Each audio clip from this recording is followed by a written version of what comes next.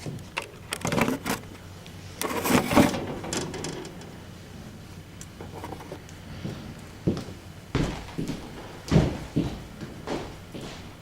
good morning. Okay, today what we're going to be doing in social studies is an American history lesson. Okay, the topic is the Cold War and the Vietnam War. What I'd like for all of you to do at this time is to just copy down the topic and the instructional objective in your binder, please. The instructional objective, students will better understand the importance of stopping the spread of communism throughout the world. Okay? When you're done with that, I want you to take a look at the do now question. Why do countries go to war? Why do you think that? Don't answer now, but why do you think countries have these conflicts that are so serious that it leads to war? All right, so I'll give you a couple of minutes for that, and while you're doing that, I'll take attendance.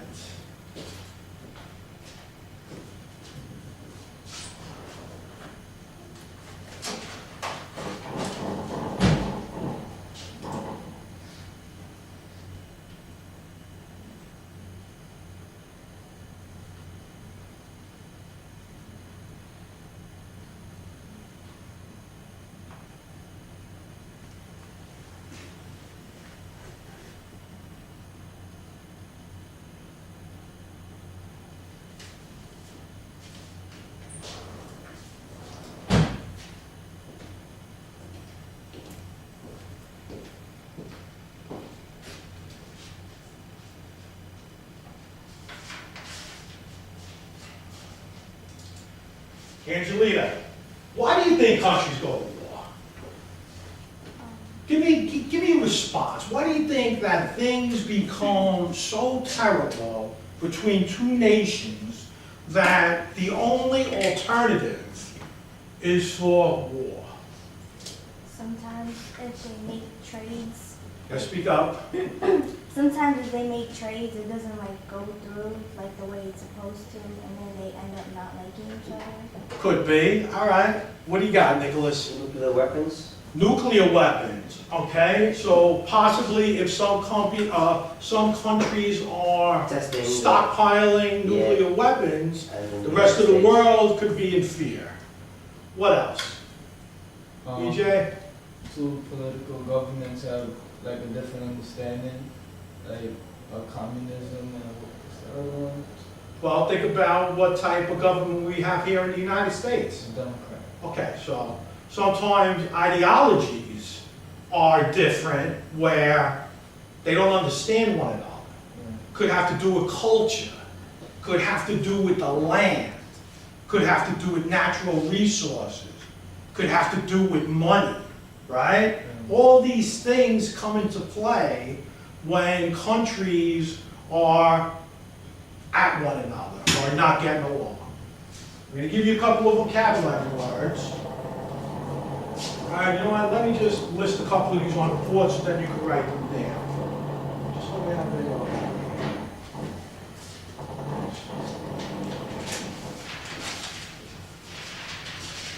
So what did we say? We said land could be religion, right? Weapons? Could be weapons. Oh, and natural resources? Very good.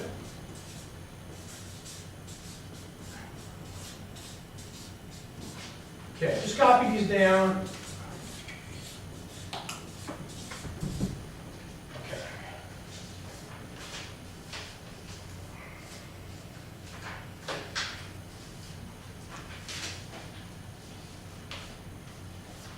All right.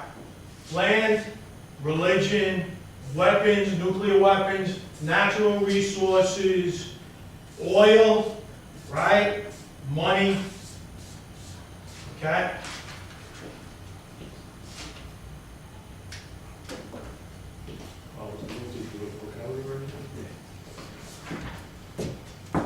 Please take this.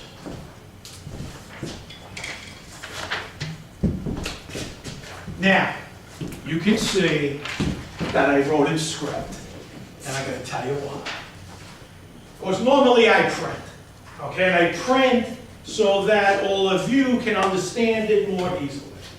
But when you have a lot to write, it would have took me all day really to do some of the things that I had to do.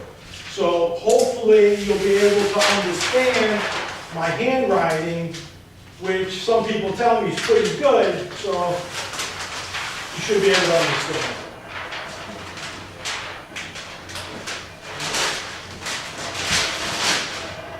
So let's take a look at some of the vocabulary. Communism. DMZ stands for Demilitarized Zone. Viet Cong, the Hanoi Hilton. All right, you're not on vacation when you go here, believe me. And napalm. So now, Richard, would you be so kind as to read the definition of these vocabulary words? Can you read this? Yeah. Communism. It is both a political system and a economic system. A small group of people run the government. Okay. First, the militarized zone. Yeah. An area, Area where no combat. combat was to take place. Okay, good. The Viet Cong, these are the people from South Vietnam who thought communism may be a better way of life. So not only was communism in North Vietnam, some of the people in South Vietnam thought that communism was a good idea. All right? The Hanoi Hilton. Nicholas? I can't really read scripts. Should have printed. Good. A prison camp where enemy soldiers were Were held captive. captured. All right, and the last one is napalm.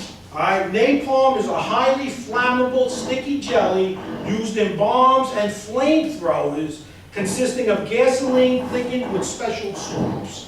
And if you ever saw the movie Apocalypse Now, Robert Duvall's character, he comes out of the tent, he's standing there, he's overlooking the land, and he goes, I love to smell a napalm in the water. All right, so that was a great part of movie history, if you will. All right, so you ever get a chance, check it out. All right, so now, I'm going to give you some lyrics. This you should have no problem reading because it's in print. Now you have to understand something. In the 1960s, while the Vietnam War was going on, there was a lot of demonstration, if you will, among the citizens of the United States. Some people were very much against the war, okay? They were very much against the war. And they used to demonstrate. Being in the United States, being able to voice your opinion was commonplace in the United States, as long as it was done peacefully. They'd have demonstrations, they'd have sit-ins, they'd have concerts, all right? So this was one of the ballads, if you will, by Country Joe and the Fish. All right, and I'm sure some of you have heard this song before. I read the first verse. I don't want to read it anymore. Okay, so listen, it says, come on all, you be strong men. Uncle Sam needs your help again. He's got himself in a terrible jam way down yonder in Vietnam. So put down your books and pick up your gun. We're going to have a whole lot of fun. And it's 1, 2, 3, what are we fighting for? Don't ask me, I don't give a damn. Next stop is Vietnam. And it's 5, 6, 7, open up the pearly gates. Ain't no time to wonder why. Whoopee, we're all gonna die. Well, that was a pretty good rendition on my part, but let's see how this guy sings it. Mr. Wakefield, if you please. I don't know Mr. Wakefield like this song. Okay. There you go. There we go. That's how Country Joe singing the song coming up right now. Refresh it.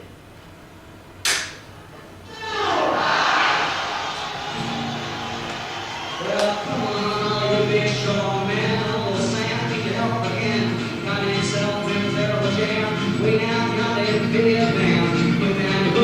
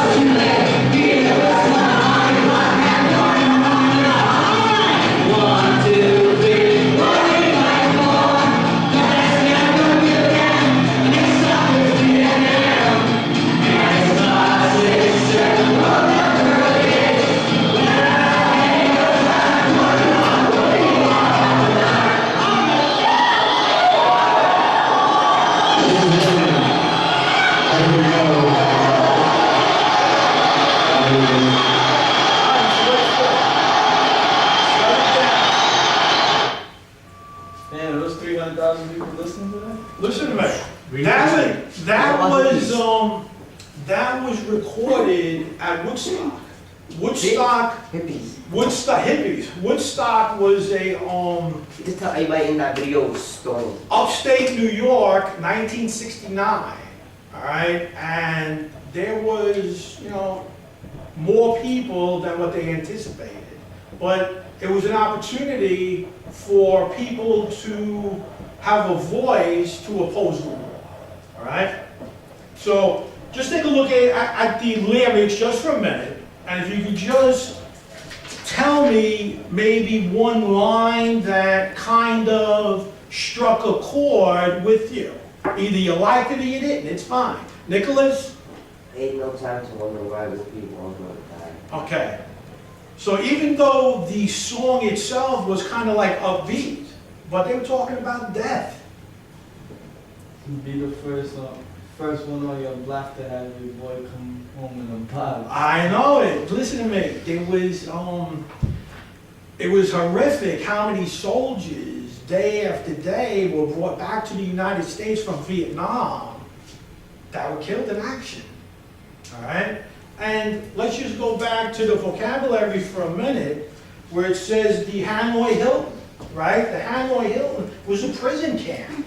They used to call it that because it was so horrific there and the conditions were so deplorable that you weren't on vacation when you went there. It wasn't a hotel like the Hilton Hotel. It was where soldiers were tortured for information. All right? So now, let's see what we got here. This always happens. Lose my lesson plan. You never know where it is? All right, here you go. This is the reading that we're going to take a look at. Not only are we going to discuss the Vietnam War, we're also going to take a look at the term Cold War. Does anybody have an idea, without going through the reading, what that may mean? Have you ever heard that term before? One of the worst wars. Hey John, I have a question for you. Sure. There's this island, I don't know if it's nowhere close to here or where it is, but people used to live on that island and they abandoned it for some apparent weird reason. Was that island used during the Cold War or the Vietnam War? All right, let me tell you what Cold War is first. Cold War is a political term that's used when countries are not actually fighting physically. They're fighting against each other when it comes to beliefs, ideology. We're not going to trade with you. We're not going to trade with any of your allies, things like that. We're not going to buy any goods, things like that. They want to hurt you in your pocket through the economy, let's say. That's Cold War. They put out things which is called like propaganda. Propaganda is things that is said to make the other nation look bad. Or the light shown on them is a poor light. That's propaganda. That's Cold War. Right? They're not actually going and killing one another or bombing the land, but what they're doing is they're not really acknowledging that you even exist. In this case, Russia had a bomb, and we have a bomb. So that's can't do nothing. I can't get you like that. But I'll get you when I see your people on the block. I'll slap them up. In this case, the Vietnam War. Right? No, go ahead. It's broken up in communists and democracy. So we use Vietnam to fight each other. Or Korea, communists, democracy. We use them to fight. With us fighting, you got a gun and I got a gun, we're neutralized. So we have a Cold War. This is a map of Vietnam. I want you to take a look at it, even though there is a map in the packet that I just gave you, but this is a color map, okay? And you can see some of the countries that neighbored Vietnam, all right? So, Nicholas, just tell us some of the countries that are in Vietnam, which is located in Southeast Asia. In Southeast Asia? Well, Southeast Asia is the area of all these countries. So what are some of the countries that fall within Southeast Asia? High end? Hainan? Pew, Dalat, Nha Trang, Ho Chi. Ho Chi Minh City, but we're looking for these right here. Okay. See what I'm saying? The little black. Thailand. Okay, so you got Thailand, You got Cambodia, Cambodia, very good, Laos, Laos, and what's one of the major, VJ, which one of the major countries that Nicholas did not say? China. China. China's huge, right? There's a lot of people there. So now, let's take a look at the reading for a moment. There you go. It says, the Soviet Union and the United States, Great Britain and France were allies during World War II. All right? Afterward, however, they had very different ideas about how to treat the defeated Germany. The Soviet Union, who was communist at the time, took over East Germany. The United States, Great Britain, and France controlled West Germany. The Allies even divided Berlin, Germany's capital. So now right there, the Soviet Union, which is a communist country, right, took over East Germany. The United States, France, and Britain, which was a democratic country, made West Germany democratic, where you can vote your president in, they had elections, things like that. The Soviet Union, being of the utmost communist at the time, it's a dictatorship. The government told the people what to do every step of the way. You're going to work the nuclear reactor. You're going to be a doctor. You're going to work the farms. They tell you what you're going to do. Now, some people thought that that was a good idea because all the money that you made, and you made, and you made, kind of like went into a pot and then was redistributed, if you will, by the government. So they felt that really, there aren't a lot of poor people because everybody's getting a piece of the pie. But you really couldn't go out and do what you wanted because you were under constant surveillance, if you will, by the government. All right? That's why a lot of people wanted to get out of East Germany, but they couldn't. They built a big wall and it kept the people in, and the people that were in couldn't get out. All right? It's not like that now. I believe in like 1990, the wall came down. All right? Turn it back.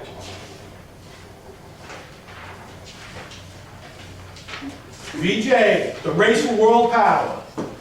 World War II had left much of the Soviet Union's western lands in Shambles. shambles. The Soviet people were starting over.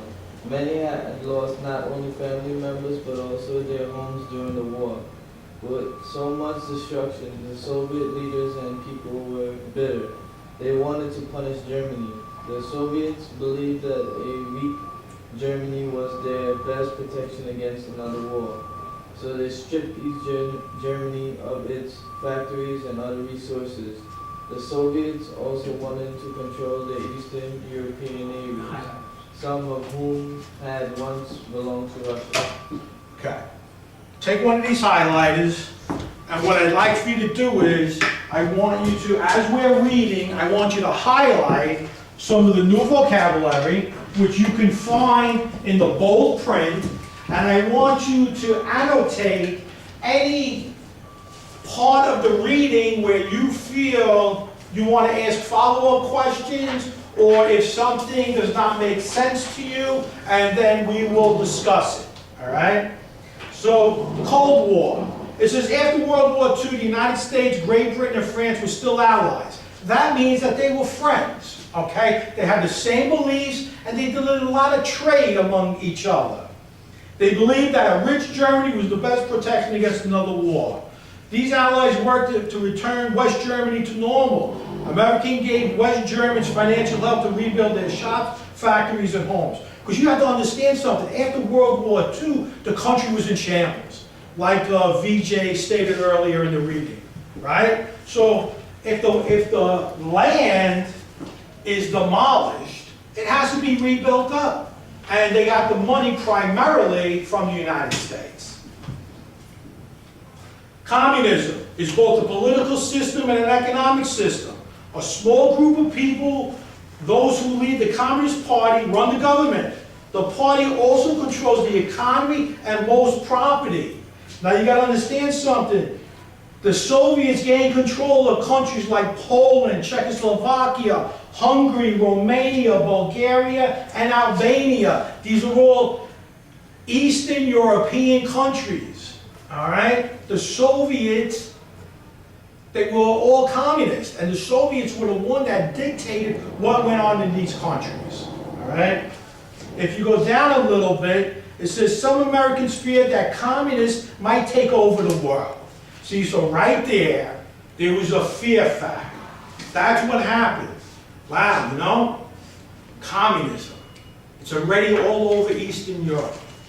It's in Southeast Asia. It's in Cuba, which is only 90 miles from the Florida coast, right? The United States started getting a little nervous, believe it or not, and they wanted to put a stop. They wanted to put a stop to the spreading of communism throughout the world. All right? And as we read further, we're going to see why we wound up in Southeast Asia. All right. Nicholas, the Vietnam War. The Soviet and Chinese communists had their eyes on the Southeast Asia. Vietnam was a French colony before World War II. The Japanese conquered Vietnam during the war. When the war ended, the French tried to return after the Japanese left, but the Vietnamese wanted independence. In 1946, the French went to war against the Vietnamese, who were backed by the Soviet and the Chinese communists. All right, so now listen to that. This is what's happening now. See, the French, they were the ones that were first in Southeast Asia. Yeah. Right? They're fighting Vietnam. They're trying to stop the spread of communism. Then on the other side, you got the Soviets and the Chinese that are giving military aid to Vietnam.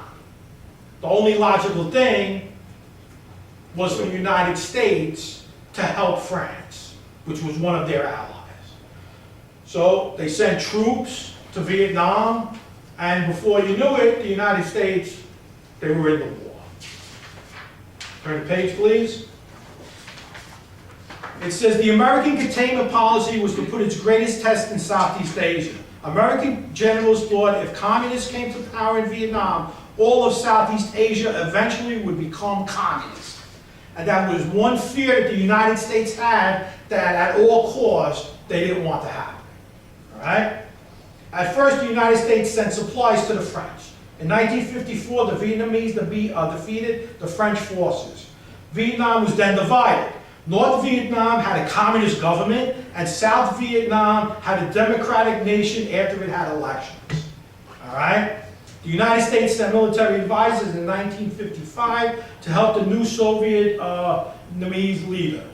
He was against communism, but did not allow free elections. More and more people in South Vietnam thought communism might be a better way. All right, so there was some people in South Vietnam who said, you know what, communism doesn't sound like a bad idea. All right, but they were in the majority. They were in the minority. It says, let me see, by 1964, the Viet Cong had taken control of about 75% of South Vietnam's population. In 1965, the first U.S. combat troops went to South Vietnam. Many American soldiers believed they were fighting against communism and defending freedom. As the war dragged on, the United States sent more and more soldiers, weapons, and supplies to South Vietnam. American forces struggled to fight effectively in South Vietnam countryside. The land is mostly mountainous with many forests, except along the coast. Temperatures were hot and the rain was heavy. Because the Viet Cong were part of the South Vietnamese people, American troops could not tell who the enemy was. Everybody was in close proximity and people looked the same.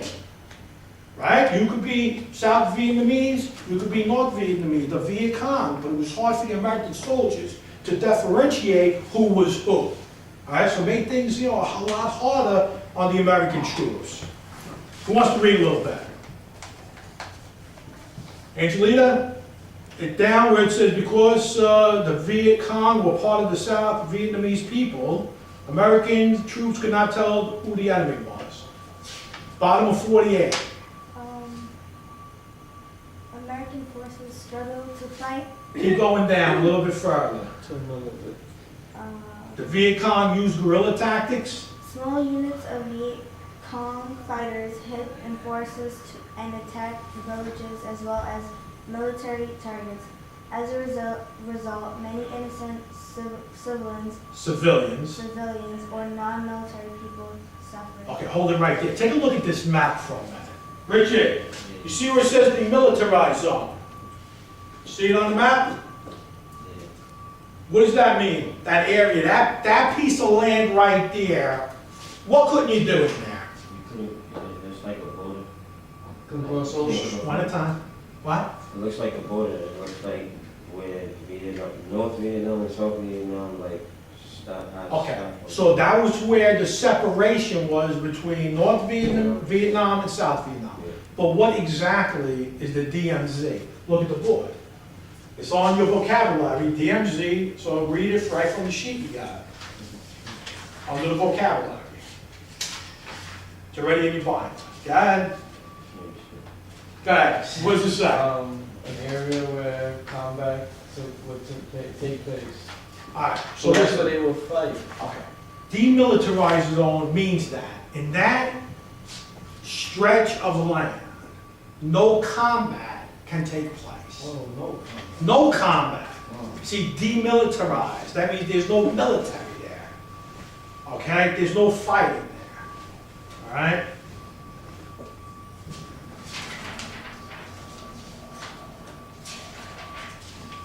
We're on page 49.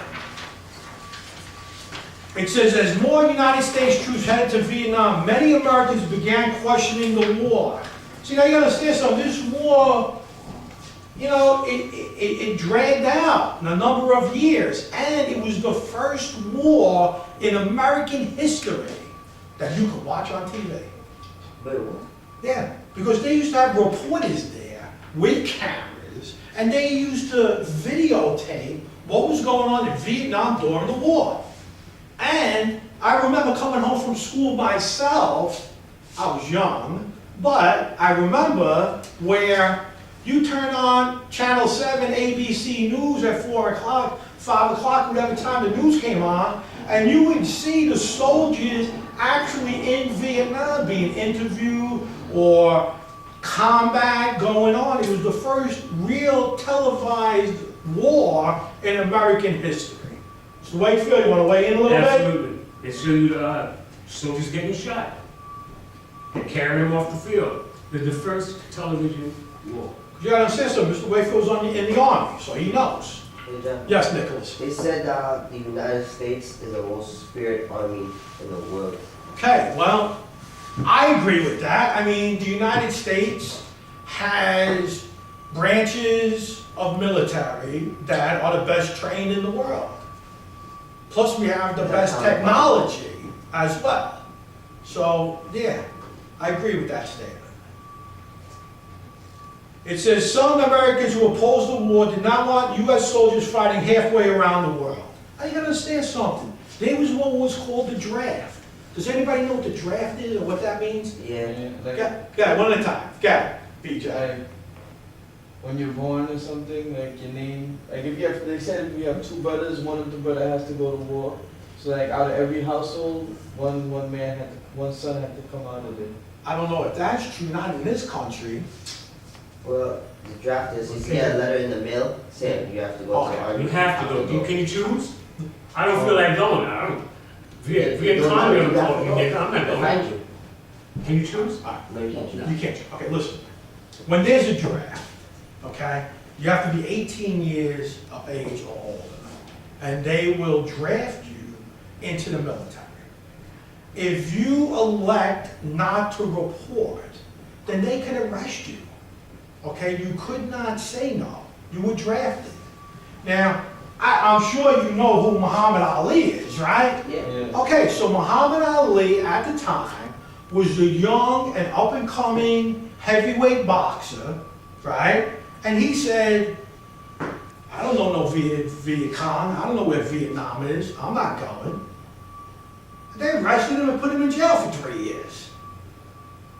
And then when he came out, he resumed his boxing career. He changed his name. Well, he changed his name from Cassius Clay to Muhammad Ali. Ferris, Didn't he lose the first fight he came out of jail? Yeah. yeah, he lost to Joe Frazier. I think it was March 8th, 1971, Madison Square Garden. All right, but point being is that he said no. He stuck by his convictions and what he believed in and went to jail for it. Or knocking people out in jail. Well, all right, so, or you could get what's called a deferment, okay? Some people would go and they would give you a physical. Some people have flat feet, some people eyesight wasn't good and they wouldn't accept you. Yeah. Or you could get what's called a deferment. Go to college. A deferment, many who opposed the war were also against the draft, a system of required military service. If men were in college, they could get a deferment, which meant they could avoid military service until or after they completed school. All right? Those who did not go to college were drafted. As a result, a high percentage of American Jews were young men from low-income families who could not afford to go to college. African Americans made up a large part of the American soldiers in Vietnam. And if you remember from the story that we read in English, the things they carried, a lot of the soldiers within that platoon were African American. All right? As a result of growing opposition to the war, American troops withdrew from Vietnam in 1973. American military aid was cut too. Within 2 years, South Vietnam fell to communist forces. About 58,000 Americans, more than 1 million South Vietnamese, and nearly 1 million North Vietnamese died in the war. That are some serious numbers. In addition to that, something happened here that was extremely disturbing to the American people. Many demonstrators, I told you, you could demonstrate in this country. Land of the free, home of the brave. Against the draft. And the war took place on college campuses throughout the country. But on one college campus in Ohio, Kent State, the National Guard in May of 1970, the troops shot into the crowd of anti-war protesters, killing 4 students. After that happened, the anti-war movement grew dramatically after their deaths. Because not only were the young people being killed in Southeast Asia and Vietnam, now people, innocent people who were opposed to the war, were dying in college campuses in the United States. Okay? Now you gotta understand something. Some people, no matter what the government does, as Americans, you're behind the government. You're behind them. You're an American. We elected the people into office. They make a decision. We're behind them. Win, lose, or draw. Other people say, "Well, wait a minute. What's going on here?" Right? My country, right or wrong. My country, right or wrong, or maybe there's a better way of doing things. I don't want to get off track and bring in Obamacare and things like that, so I won't. I'll save that for another lesson. But, I mean, even today, the government makes a decision, and not everybody's happy with it. But, just being an American, you have to learn to live with it, right? And if you don't like it, then in the next election, you just don't vote for that person, all right? Any questions up until this point? Nope. Turn the page, and I want you to start filling in the vocabulary, multiple choice, or fill in the blanks, and short answers understanding the article, okay? Just do page 50, just the first page, all right? I'll give you 3 minutes.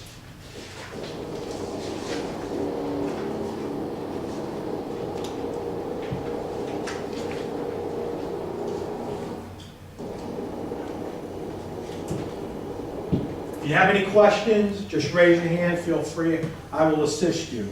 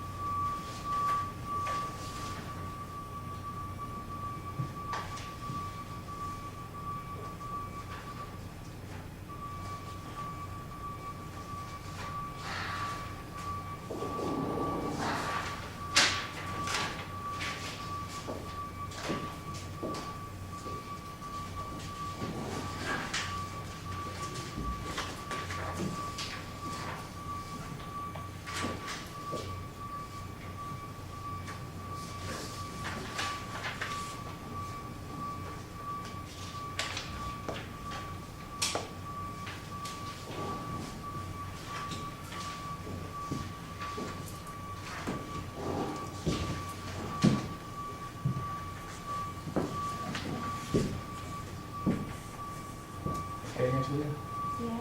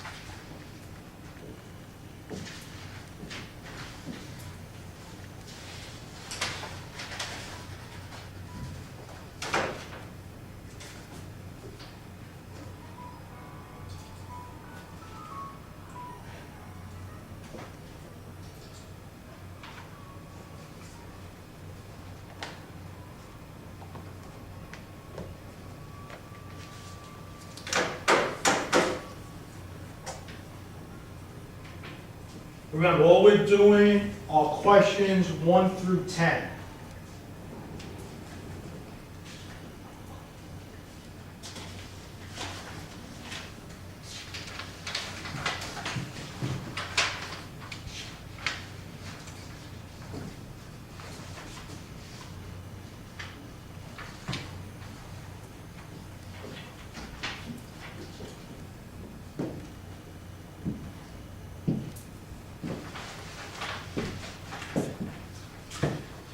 What's the matter? Which one are you looking for? I'm just doing Take it easy, don't get excited. Americans thought that some kind of policy was the answer to stopping the spread of communism. During the Vietnam War, young males faced a draft, right? What, the economy draft? No. This is, they used guerrilla tactics. See, guerrilla tactics were that they were fighting in an unconventional way. They weren't coming up and you're there and we're here. They were hiding in trees. They were underground. You'd be walking, they'd come out of foxhole and kill everybody. So that's what's called guerrilla tactics, right? Thank you. You're welcome.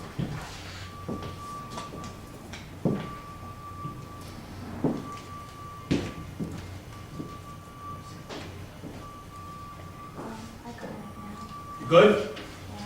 Yeah. I'll give you another minute and then we'll go off of that. We good, Richard?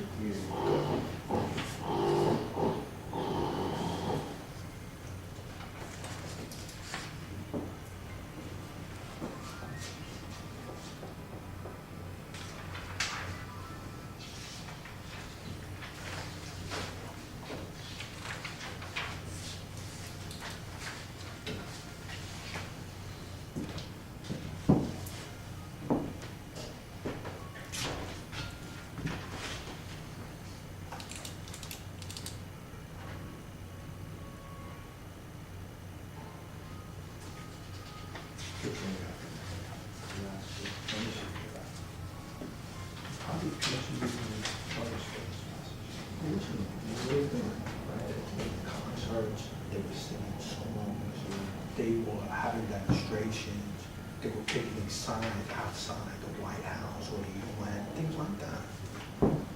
Yes, sir.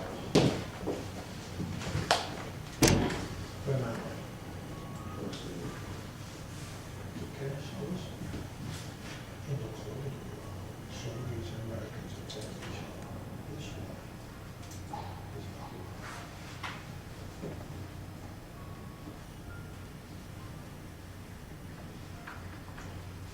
First, is this one. Because listen, Americans thought that the draft policy was the answer to something.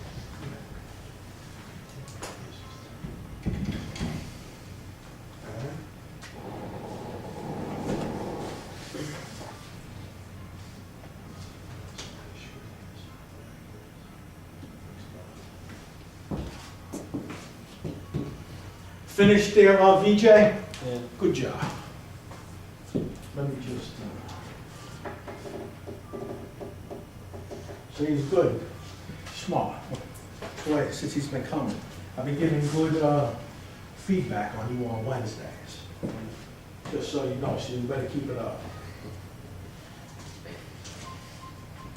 Keep it going, BJ.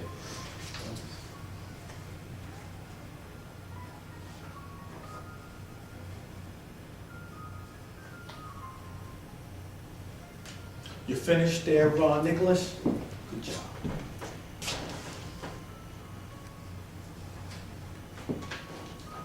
All right, 30 more seconds. Let's just finish up. The short answers can be brief, but to the point. Remember? You done first? Okay, let me know. It says here, when did the United States begin to send help to Vietnam? Who was already there fighting? They weren't there yet. Who was the first country that was there fighting for Vietnam? The French. Then they needed help. That's why we got involved, because we wanted to stop the spread of communism. That's why we went there. So put that in.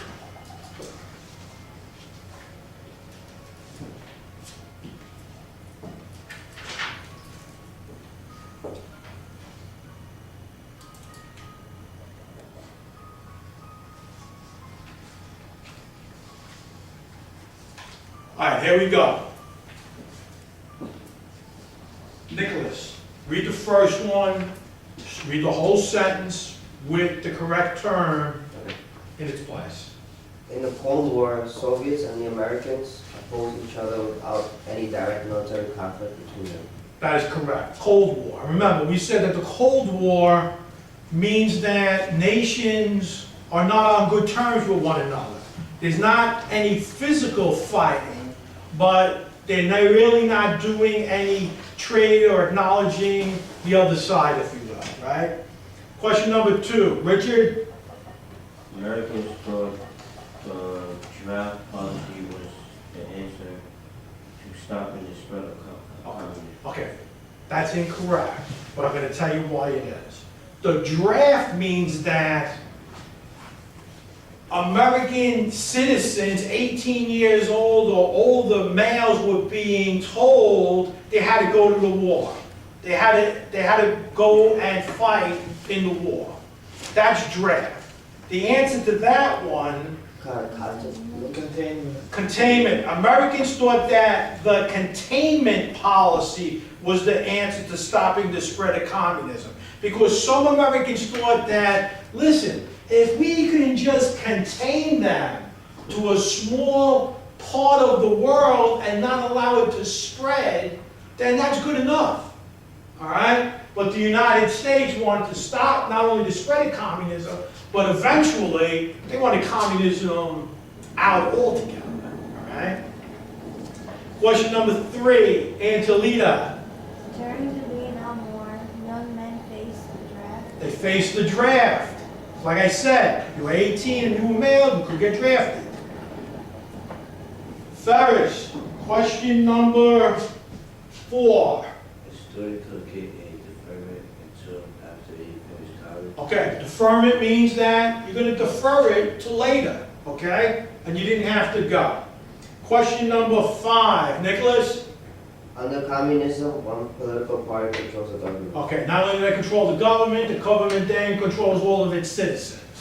Question number 6, Richard? The Viet Cong used guerrilla tactics such as shooting from the covers of forest. Not only that, they be in tunnels that they dug, and they be using those guerrilla tactics to fight the American troops as well.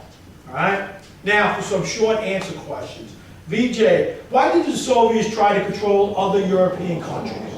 They wanted the countries to become communist. Okay, not only that, they wanted the land as well. All right? Question number 8, why did the United States begin to send help to Vietnam? What do you think, Faris? France was already at war, so the U.S. helped because they wanted to stop communism. Okay. France was already there. They were losing. They were losing. The United States aided. The United States also wanted to stop the spread of communism throughout all of Southeast Asia. All right? That's why the United States got involved. Question number 9. Richard? What were 2 reasons why Americans opposed to Vietnam? I said because too many soldiers dying. Too many soldiers dying, young people. They got families, mothers and fathers, right? What else? Anything else? What was the other one you said? You only gave one. Give him the other one. Help him out. Americans didn't know the difference between the Vietnam people. Okay, they didn't know the difference between the Vietnam people from the north or the Vietnam people from the south. The war was costing the United States government a lot of money as well. All right? And the last one, number 9, Nicholas, how did the peace movement try to spread its message? By singing songs, protests, and having concerts. Absolutely. Educational Demonstrations. forum, demonstrations, right? Believe it or not, even back then, they'd burn an American flag to get their point across. Yeah. Now, even though you may be opposed to that, because that flag is symbolic as to what this country stands for, but the country also stands for you having the right to burn that flag. Okay? Listen, very good. You guys are doing excellent. Now, I'm going to give you what's called an assessment and summary. Now, this is something that you will see on the new HSE, High School Equivalency Test, okay? They're going to give you a topic, if you will, where you're going to have to write to try to persuade someone to what you believe in, all right? So take a look at this. This is the writing. This is the assessment to show that you, in fact, have learned something in the past 50 minutes. Ferris, can you please read this for us? Students who